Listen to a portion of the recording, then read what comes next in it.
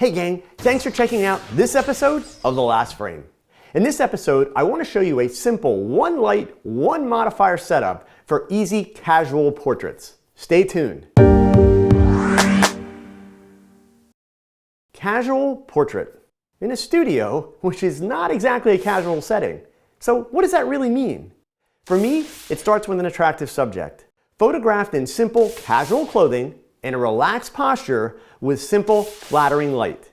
This is a shot that I would do a variation of frequently when I was doing modeling portfolios because it allowed my new model to relax and to not have to worry about a pose, but instead really work on mood and expression.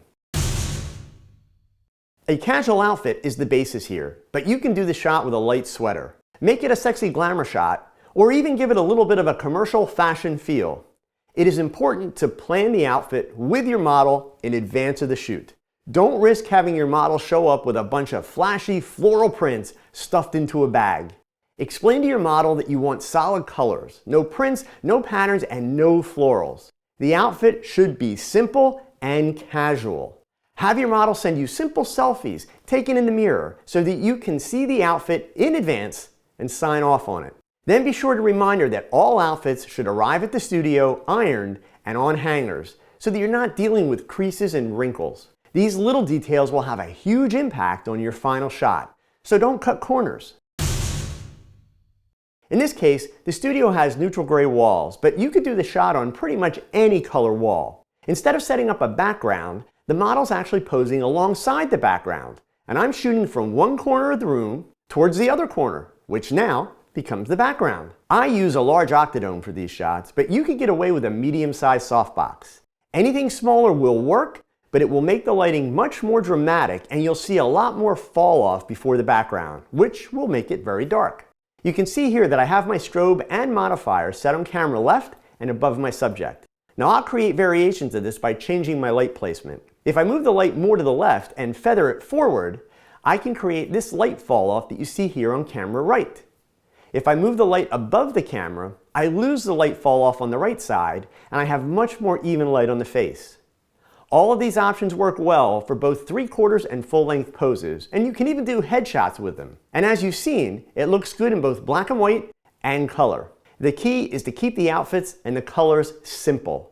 You want the shot to be all about your subject. And since it's all about the subject, it goes without saying, leave the jewelry out of these shots. And makeup and hair will always have an impact on the outcome, so don't overlook the importance of having help in that area. Every now and then, I've even left my light modifier in the shot as a frame. Just something to think about. The key to making these shots work is the pose, or lack thereof. You'll notice that all I'm doing is having my subject lean in a relaxed manner against the wall. Now indeed, you can't just tell your model to lean against the wall. Depending on how nervous they are, you can get some really uncomfortable looking postures, so you still need to pay attention. The most common issue is when the model leans against the wall and then slinks down so that her shoulder starts rising up towards her ear. You do have to pay attention to the hands. Give your model something easy to do with her hands, and that way she'll stay relaxed. Understand, the more that you talk about the hands and say things like relax your hands or make sure your hands look graceful, then the more awkward they'll look because your subject becomes hyper aware of them. And instead of being relaxed and focusing on the emotion that you want for your shot, they're thinking about how their hands feel. You may have noticed that I often have the model fold her arms for this setup.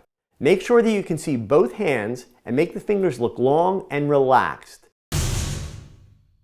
You can of course do this with speed lights. And if you have a second or third strobe available, you could add a second strobe behind your subject and add a colored gel to bring color to the background.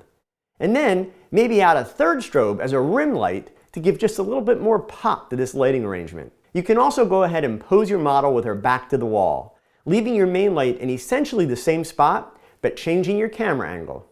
With your model standing, you could create something like this, or you can have the model sit for a look like this. As always, the possibilities are only limited by your own imagination.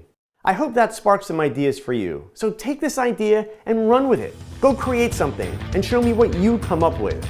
So go pick up that camera and shoot something, because your best shot, it's your next shot. So keep learning, keep thinking, and keep shooting. Adios.